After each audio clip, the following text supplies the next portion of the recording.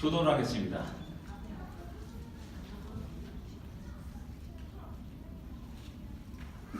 예, 잘했으면 제가 1절 읽겠습니다.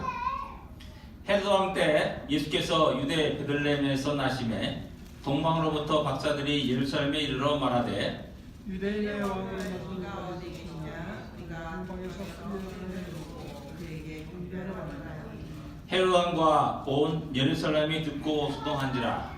왕의 모든 대제사장과 백성의 수건들을 모아 그리스도가 사마리아 그러니 이르되 유대 베들레헴이 오니 이는 선지자로 이렇게 기록된 바 또 우리 칼비들레가 내 입에 중에서 사람이 잡지 아니하였다. 내게서 한 많은 승리자가 나서 내 백성 이스라엘의 목자가 되리라 하였습니다.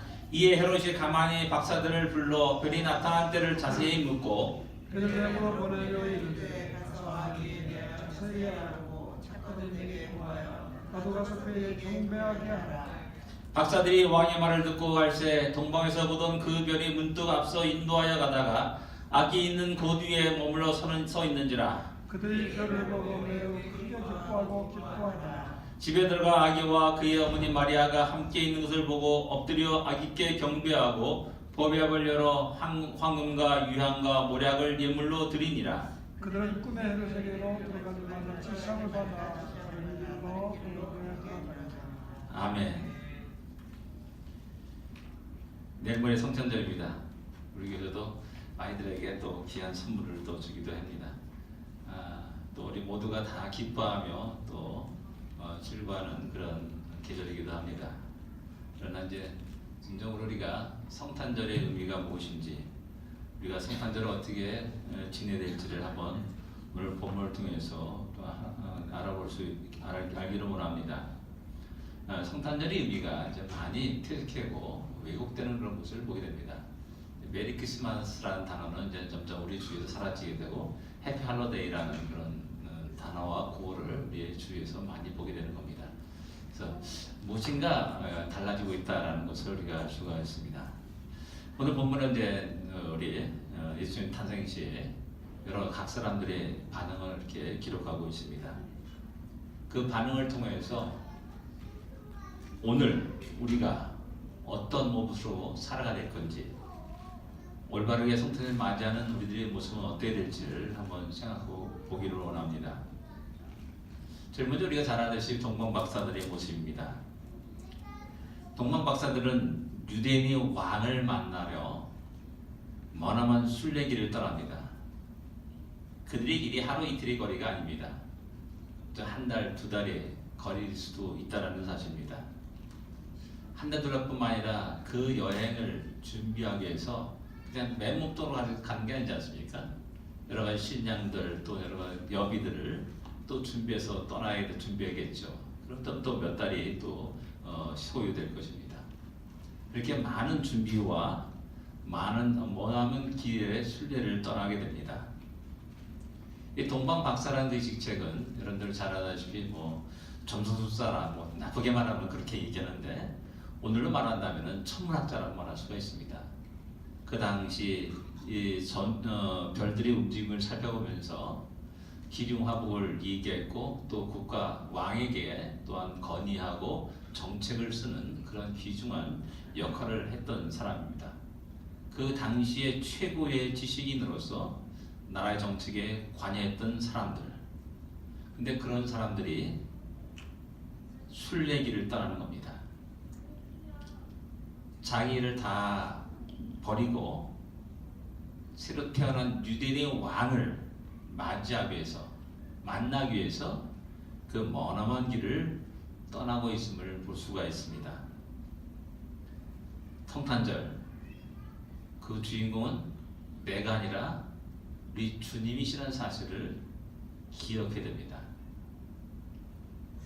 우리는 과연 그분을 만나기 위해서 얼마나 많은 수고를 하고 있냐라는 것입니다. 오늘 이 시대에 점점 들어가면서 예배의 그 모든 것들이 점점 약화되는 것들을, 그런 현상들을 우리는 주위에서 많이 보게 됩니다. 주일날 예배 드리는 것이 왜 이렇게 힘들은지요? 1년에 52주밖에 안 됩니다. 그날을 지키는 것이 왜 이렇게 어려운지요. 그것도 예배드린 그 시간은 1시간 내지 길어봤자, 아주 길어봤자, 제가 설교를 약간 길게 하는데요, 길어봤자 1시간 반입니다. 그 안에 다 대부분 모든 예배가 끝납니다. 근데 그 시간을 지키는 것이 그렇게 힘들고 어렵다라는 사실입니다. 그분은 우리를 만나기를 원하십니다. 그분은 우리를 만나기 위해서 그 높고 높은 보좌를 버리시고 낮고 낮은 우리의 모습으로 이 땅에 오셨습니다. 근데 왜 우리는 그분을 만나는 것이 그렇게 힘들고 어렵고 이 핑계 저 핑계 별의별 이야기를 다 하면서 그분과 만남을 거부하냐라는 겁니다. 그러나 동방 박사들은 그분을 만나기 위해서 그 먼 길을 여행하고 있다는 그 사실을 다시 한번 생각해 봐야 됩니다. 성탄절날, 성탄의 계절에 우리는 진정 그분을 다시 만나는 그 놀라운 기쁨과 감격이 우리 안에 있기를 원합니다. 그리고 이들은 유대인의 마음을 만나러 베들레헴으로 간 것이 아니라 예루살렘으로 가게 됩니다. 이런 이들의 모습과 반응은 과연 무엇을 의미하고 있습니까? 간단히 말해서 그들은 아무것도 모르는 사람들이라는 것을 말합니다. 한마디로 무지한 자라 이렇게 말할 수가 있습니다. 그때 유대를 지배하고 있는 왕이 누구인지, 그 왕의 출신지가 어디인지 그런 것들을 전혀 모르는 상태 속에서 그들은 당연히 자기들의 상식으로, 자기들의 생각으로 왕이란다면은 왕궁에 태어날 것이다 라면서 그 왕궁이 있는 예루살렘으로 발걸음을 옮기게 된 겁니다. 그들은 성경을 전혀 몰랐습니다. 성경을 몰랐기 때문에 하나님 뜻과 계획을 또 전혀 몰랐습니다. 그래서 그 왕을 만나러 예루살렘으로 그 왕궁으로 들어간 것입니다. 그러나 우리는 잘 알다시피 그 헤롯은 유대인이 아니라 에돔 족속의 후였음을 우리는 잘 알고 있습니다. 그렇기 때문에 그가 어떻게 이 소식을 듣고 어떤 반응을 낼지를 이 동방박사들은 전혀 몰랐다는 것입니다. 모르기 때문에 엉뚱한 곳으로 갑니다. 모르기 때문에 엉뚱한 사람을 찾아갑니다. 그래서 많은 사람들이 속아 넘어갑니다. 근데 그들의 잘못된 길을 바르게 하는 것, 교정시켜주는 것은 바로 성경이라는 사실을 오늘 본문은 우리에게 이야기해주고 있습니다. 성경은 인생의 여행길에 중요한 나침반이 되고 지도가 된다는 사실입니다.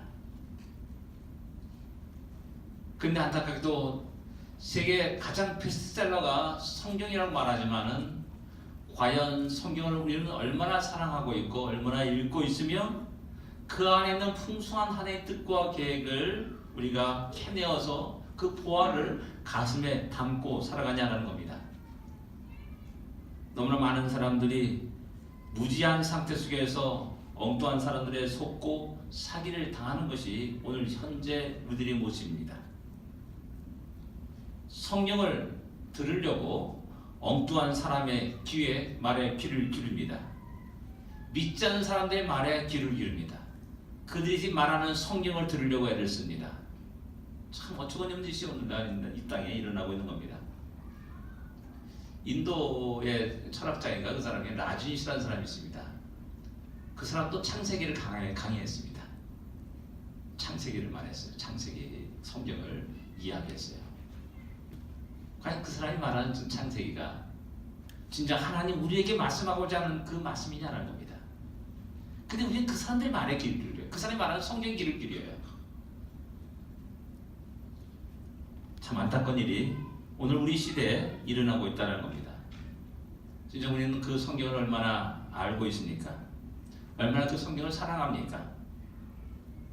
얼마나 그 말씀을 기준으로 우리의 삶을 들여가고 있습니까?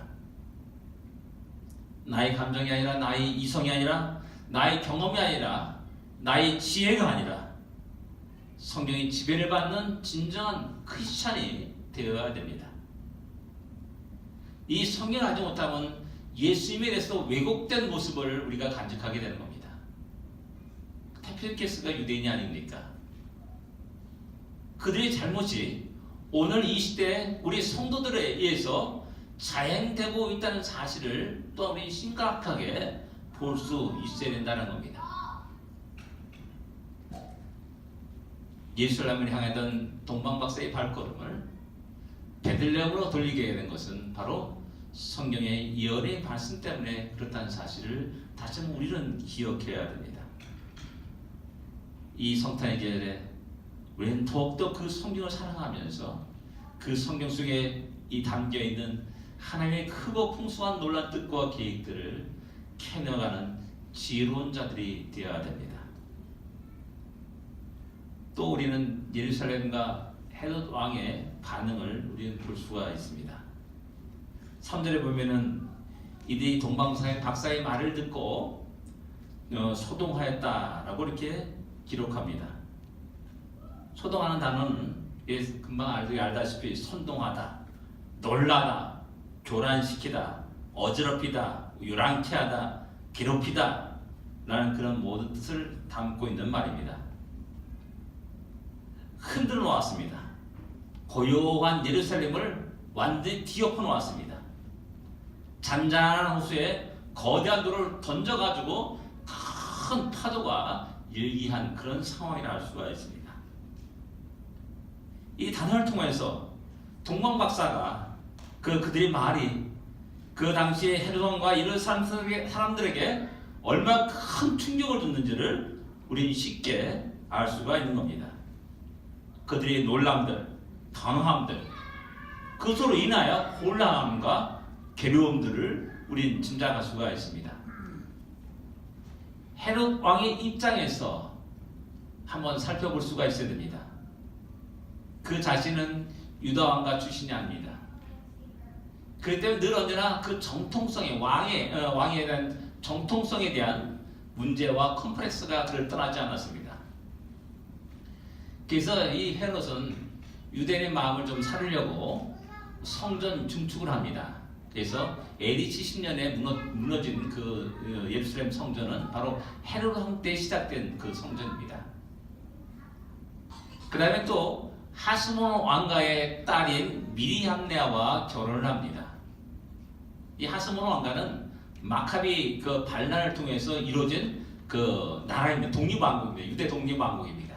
그 왕가의 딸을 자기 아내로 맞이합니다. 결국 나중에 이 미리암네도 헤롯에 의해서 죽음을 당하고 그 아들도 헤롯에 의해서 죽음을 당합니다. 이 자손이 누구냐면은 사도행전에 나오는 12장과 25장에 나오는 아그리빠 1세와 아그리빠 2세가 바로 그 후손입니다. 미리암네 후손입니다.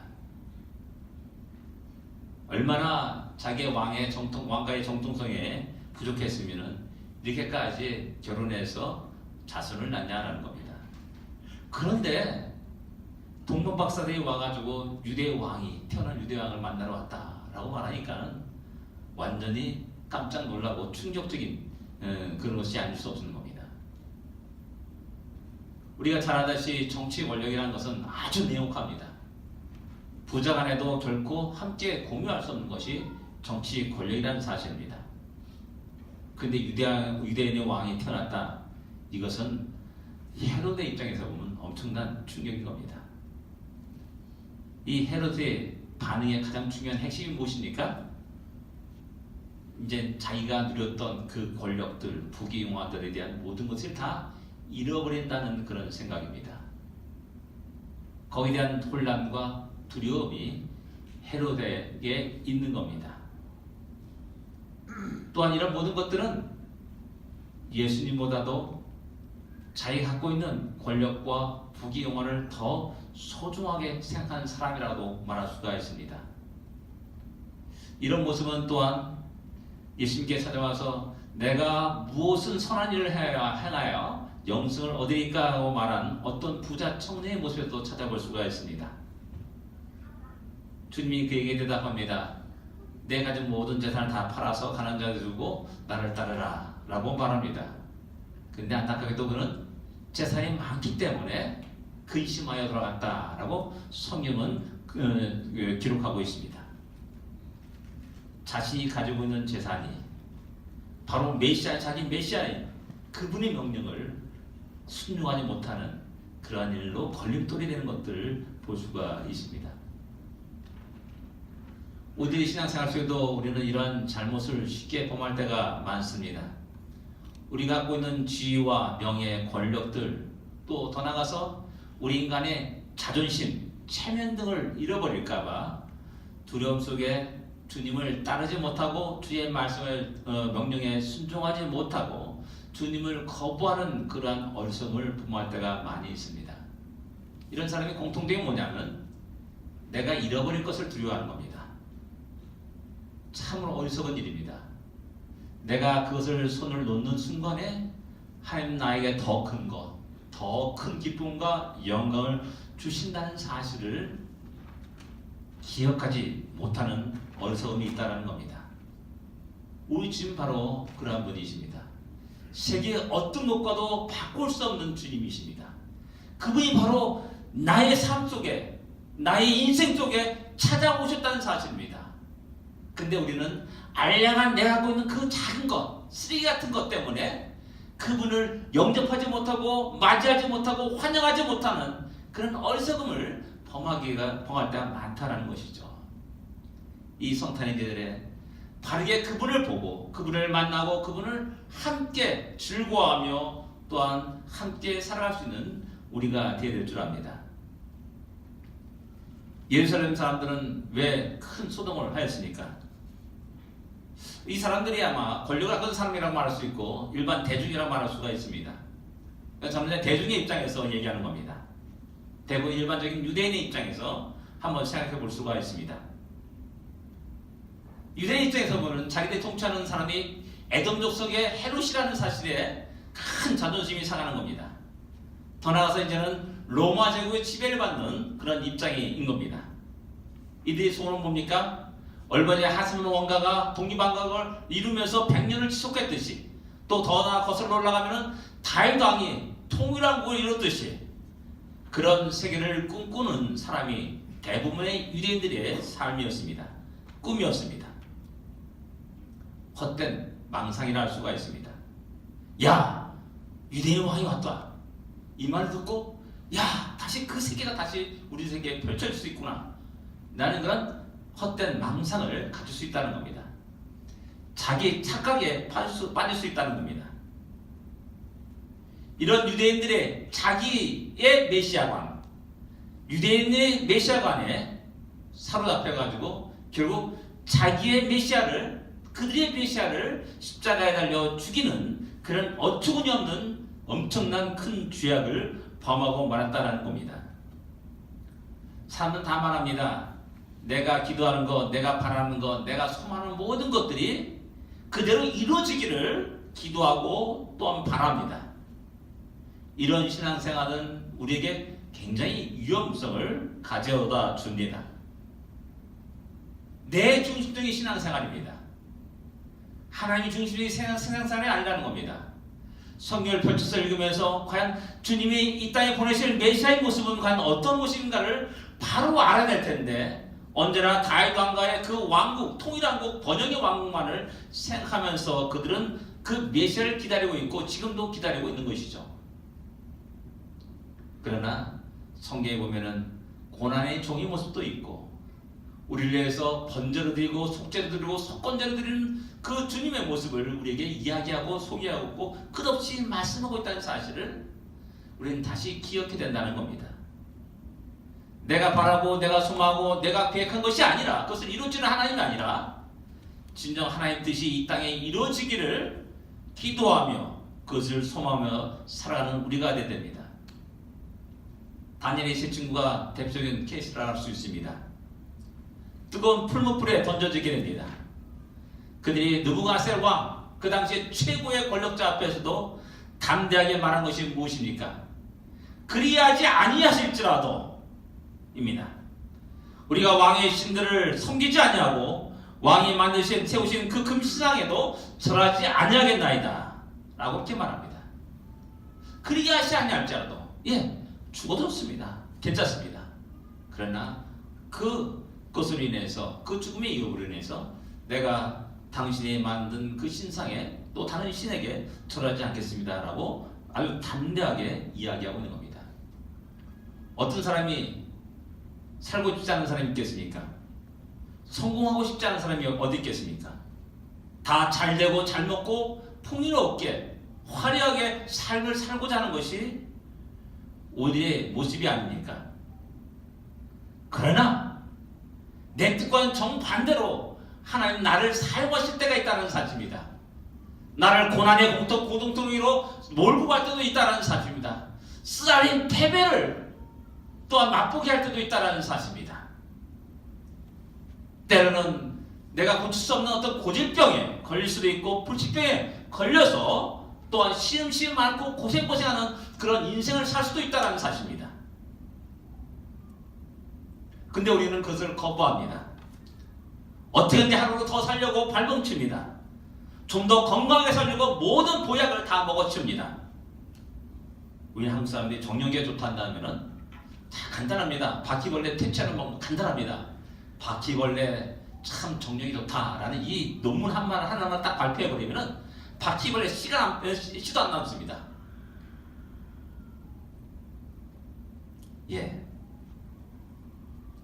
이 성탄의 계절에 진정 우리의 신앙생활은 내 중심의 신앙생활에서 온전히 진정 하나님 나를 통해서 이루고 하는지 모르시가 나를 통해서 어떻게 영광을 받으실 것인가는 하나님의 하나님 중심의 신앙생활로 변화되는 성숙되는 그러한 우리가 되어야 됩니다. 하나님은 모두의 실패를 통해서도 영광 받으시기를 원하십니다. 우리 고난과 어려움과 고통을 통해도 영광을 받으시기를 원하십니다. 더 나아가서 나의 죽음을 통해서도 영광을 받으시기를 원하신다는 사실입니다. 주님은 그렇게 이 땅에 오셨습니다. 낮아지셨습니다. 모든 영광을 버리셨습니다. 죄인과 함께 십자가에 달려 돌아가셨습니다. 이 주님의 모습을 보면서 다시 한번 우리 신앙생활을 새롭게 할 필요가 있다는 사실입니다. 또 제사장들과 서기관들의 모습을 우리는 볼 수가 있습니다. 헤롯은 모든 제사장들과 서기관들을 불러 모읍니다. 그리스도가 어디서 나겠느냐라고 질문을 합니다. 그들은 미가서 5장 2절의 말씀을 근거로 베들레헴입니다 라고 대답을 합니다. 그들은 성경을 잘 알고 있는 사람들이었습니다. 성경을 달달달달 외우는 사람들이었습니다. 그런데 그들은 동방박사들과 함께 그 아기 예수를 경배하러 가지 않았습니다. 유대의 왕이 태어났다는 그 소식을 듣고도 발걸음을 옮기지 않았습니다. 이방인 동방박사들은 유대의 왕을 경배하러 그 먼 길을 왔는데 정작 성경을 알고 있고 성경의 내용들을 잘 알고 달달달 외우는 그 사람들은 유대인들은 전혀 반응이 없었다는 사실입니다. 무엇을 의미합니까? 그들의 지식은 단순한 지식일 뿐이라는 사실입니다. 자기가 갖고 있는 그 지식이 자기 삶을 변화시키지 못하고 있다는 사실입니다. 그렇습니다. 그들의 지식은 그들의 삶에 조그만 영향도 끼치지 못하고 있습니다.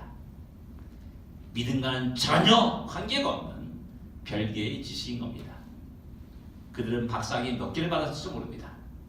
그냥 중요한 것은 자기가 그렇게 연구한 그 성경을 믿지 않는다는 겁니다. 이것이 안타까운 일입니다. 동방 박사들은 흥분합니다. 기뻐합니다.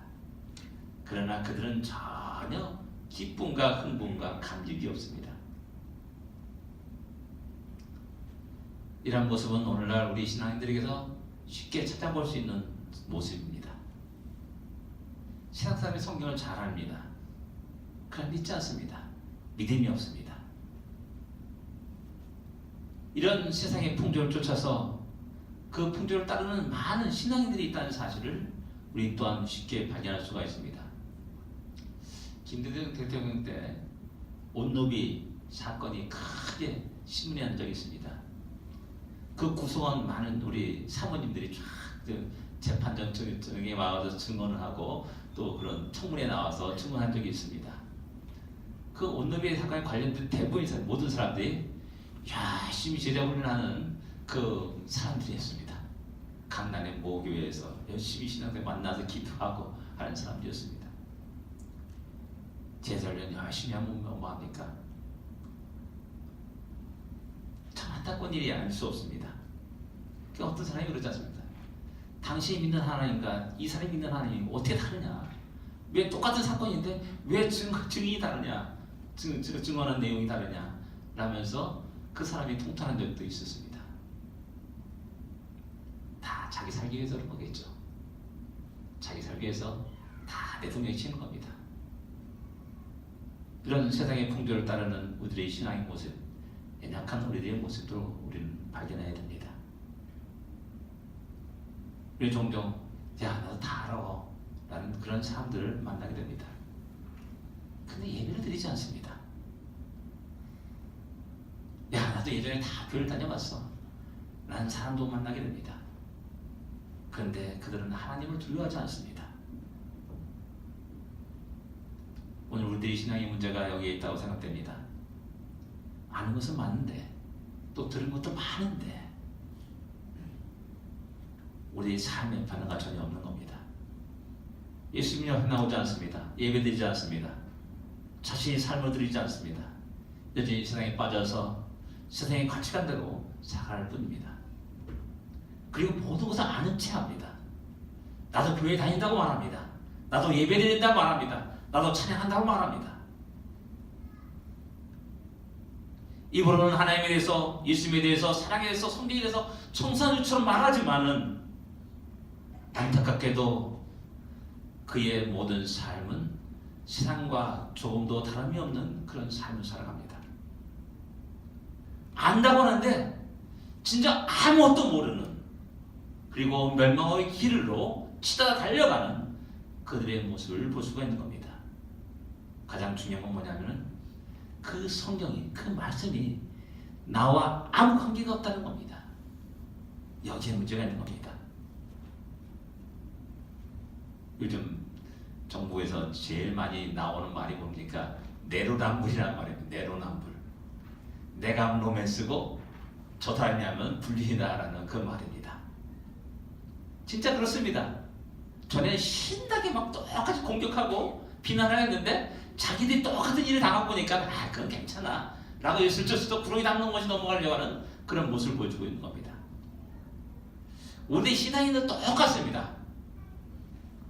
잘못된 신앙의 모습 속에서 진정한 우리 안에 신앙 고백이 있는지, 그 고백이 우리의 삶을 지배하고 있는지, 우리의 인생을 헌신하고 있는지, 시간들을, 재능들을 드리고 있는지, 그런 모든 것에서 우리는 심각하게 다시 한번 이 성탄의 계절에 돌아보아야 됩니다. 우리의 신앙 고백은 우리의 삶으로 드러나야 됩니다. 예배드리며 뜨겁게 주를 찬양하며 또한 기도하며 나의 시간과 나의 인생을 주 앞에 드리는 삶으로 나타나야 됩니다. 아는 것이 문제가 아닙니다. 하나 알지라도 그 아는 것을 믿음으로 나의 삶을 들 수 있어야 된다는 사실입니다. 마지막으로 우리는 다시 동방 박사의 모습을 볼 필요가 있습니다. 여러분 다 같이 여러분들 9절을 여러분 읽어보겠습니다. 9절입니다. 10절입니다. 같이 읽겠습니다. 그들이 별을 보고 매우 크게 기뻐하고 기뻐하더라. 아멘. 매우 크게 기뻐하고 기뻐하더라. 야, 참 이렇게 표현이 아주 굉장히 강하게 아주 최상의 모습으로 그들의 기쁨을 표현하고 있다는 겁니다. 그냥 그들이 기뻐하더라 라는 말이 아닙니다. 기뻐하고 기뻐하더라 말이 아닙니다. 그들이 크게 기뻐하고 기뻐하더라 말이 아닙니다. 매우 크게 기뻐하고 기뻐했다라고 그들의 기쁨을 우리에게 전하고 있습니다. 그들이 얼마나 크게 흥분했는지 그 감격이 어떤지를 우리 쉽게 알 수가 있습니다. 그들의 모든 고난의 여정이 종착역에 이른 겁니다. 드디어 그렇게 보고자 했던 그분을 만나게 된 겁니다. 그분을 만남을 통해서 그 많은 고생의 의미가 있었습니다. 많은 시간의 의미가 있었습니다. 많은 오해가, 많은 사람들이 받는 오해도 그 의미가 있었습니다. 너희들은 오해할지 몰라도 나는 그분을 지금 이 자리에서 만났다는 겁니다. 수많은 위험이 그들 앞에 있었을 겁니다. 바로 그분 때문에 당하는 어려움과 고난과 위험과 또한 어려움들이었다는 사실입니다. 그분이 바로 그들 눈앞에 있는 겁니다. 그리고 그 앞에 엎드려 경배하고 보배 올려서 가져온 예물을 드렸음을 성경은 증거합니다. 근데 여기서 또 한 번에 생각할 수 있는 건 뭐냐면은 딱 가봤더니 아기가 화려한 금은 보석에 그 보좌 앞에 탁 앉아 있으니까 아니었습니다. 부모님이 이렇게 보니까는 요셉과 마리아 보니까는 볼륨폴이 있고 멋있게 비단 옷을 입고 탁 있었습니까? 결코 아니었습니다. 어쩌면 나보다도 양복 입은 저보다도 더 초라한 모습으로 부모가 아기의 어깨 때 있음을 이렇게 짐작할 수가 있습니다. 근데도요, 이 동방 박사들이 무릎 꿇고 경배했다라고 성경은 기록한 것이 아니라 엎드려 경배했다라고 말씀합니다. 완전히 엎드린 겁니다. 땅에. 과연 나는 그럴 수 있을까? 우리는 그럴 수 있을까? 라는 겁니다. 동방박사 나름대로 그 자기 나라에서는 최고 지식인이고 지위를 누리던 사람입니다. 근데 와서 보니까는 진짜 별 볼 일 없는 한 가정에 작은 아이에 지나지 않습니다. 또 지위와 그 명예가 있는 그런 사람도 아니었습니다. 초라한 모습에 마리아와 요셉을 발견했을 것이고 어쩌면 이제 구유에 그에서 좀 다른 데서 놓였겠죠. 그런 모습에서 그 아기를 봤을 거라는 겁니다. 그런데 무릎을 꿇고 경배한 것이 아니라 완전히 그 앞에 엎드려서 경배한 동방 박사의 모습을 한번 돌아볼 수 있기를 원합니다. 우리는 외모를 가지고 사람을 평가하고 또 말하고 판단할 때가 많이 있습니다. 그분이 외모는 별 볼이 없고 또한 초라한 모습일지라도 그분이 메시아를 한다면 창조주 하나님이라 한다면 그 앞에 경배하는 것은 당연한 일이라는 사실입니다. 바로 동방 박사는 그 흥분을 감정을 이렇게 표현하고 말을 합니다. 이런 모습은 우리에게 신선한 충격을 줍니다. 나는 과연 그분 앞에 온전한 예를 표하고 있는가? 라는 생각을 해보게 됩니다. 우리는 오늘 이 시간 예배를 드리면서 우리 안에 그런 기쁨과 감격들이 우리 안에 있냐라는 겁니다. 주일, 우리는 바로 그 왕을, 그 주님을 만나는 시간임을 다시 한번 기억해야 됩니다. 그분이 이 계절에 나를 만나기 위해서, 우리를 만나기 위해서 이 땅에 먼 길을 오신 주님이십니다. 그렇다면 우리는 기쁨으로, 감사함으로, 감격으로, 흥분으로 그분을 만나고, 또한 우리에게 주어진 그 시간 속에서 매주 우리가 그분을 만나는 그런 기쁨이 우리 가운데 있어야 되지 않겠습니까? 다시 한번 이 성탄의 계절에 우리의 신앙생활의 모습을 다시 한번 돌아볼 수 있기를 원합니다. 기도하겠습니다.